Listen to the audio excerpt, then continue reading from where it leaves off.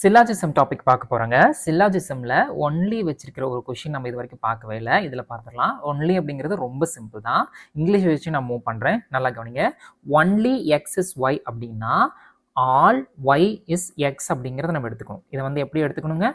All Y are X அப்படின்னு நம்ம எடுத்துக்கணும். இது எழுத தேவையில்லை, ஜஸ்ட் புரிஞ்சுக்கிட்டா மட்டும் போதும். இதை நான் எப்படி எழுத போறேன் அப்படின்னா எல்லா ஒய்யுமே எக்ஸ் அப்படின்னு எடுத்துக்கணும். அதே சமயம் நீங்க ஒரு விஷயம் ஞாபகத்து வச்சுக்கணும், இந்த ஒய் இந்த எக்ஸோட மட்டும்தான் கனெக்ட் பண்ணுமே தவிர்த்து வேற எது கூட போகவே கூடாது. ஏன்னா ஒன்லி அப்படின்னா அது மட்டும்தான், எக்ஸ் மட்டுமே ஒய். புரிஞ்சுதுங்களா? இப்ப அடுத்து பாருங்க, சம் இசட் ஆர் எக்ஸ் அப்படிங்கிறாங்க. சம் இசட் ஆர் எக்ஸ் அப்படின்னா இந்த மாதிரி போடுவோம். இப்போ கன்க்ளூஷனுக்குள்ள வரோம். ஆல் ஒய் இஸ் எக்ஸ் அப்படிங்கிறது தோ எல்லா ஒய்யுமே எக்ஸா தான் இருக்கு. அப்ப இது கரெக்டுங்களா தப்புங்களா? கரெக்ட்.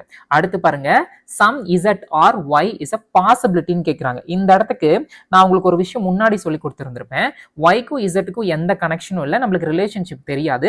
தெரியாத ஒரு விஷயத்தைய பாசிபிலிட்டியில கேட்கும்போது நம்ம வந்து ஆன்சர் பண்ணலாம் அப்படின்னு சொல்லியிருக்கேன். ஆனா இந்த இடத்துக்கு இதை நம்ம வந்து தப்புன்னு தான் சொல்லணும். ஏன் தப்புன்னு சொல்றோம்னு சொல்லுங்க பார்க்கலாம். ஏன்னா இந்த ஒய் அப்படிங்கிறது எக்ஸ் கூட மட்டும்தான் இருக்கணும், வேற எது கூடயும் கனெக்ட் ஆகவே கூடாது. சரிங்களா? ஈவன் பாசிபிலிட்டியில கூட கனெக்ட் ஆகவே கூடாது. அப்போ ஒய்யும் சம் ஒய் ஆர் இசட் அப்படின்னு சொல்றது என்னங்க? தப்பு தான். Some Y are Z is a பாசிபிலிட்டின்னு சொல்றதும் தப்பு தான். சரிங்களா? அப்ப இந்த கேள்விக்கு பதில் என்னங்க? ஒன்லி ஒன் மட்டும் தான் ஃபாலோ. திரும்ப ஒரு தடவை சொல்லிடுறேன். ஒன்லி அப்படின்னா ஆல் ஒய் ஆர் எக்ஸ், அதாவது இந்த ஒய் அப்படிங்கிறது இந்த எக்ஸோட மட்டும் தான் இருக்கணும். சரிங்களா? All Y are X. அடுத்து சம் இசட் ஆர் எக்ஸ், அதை நம்ம நார்மலா டயக்ராம் வரைஞ்சிரும். அதுக்கப்புறம் கன்க்ளூஷனுக்குள்ள ஆல் ஒய் இஸ் எக்ஸ் அப்படிங்கிறது எல்லா ஒய்யுமே எக்ஸா தான் இருக்கு. அன்டவுட்லி இது வந்து கரெக்ட். அடுத்த செகண்ட் கன்க்ளூஷன் பாருங்க.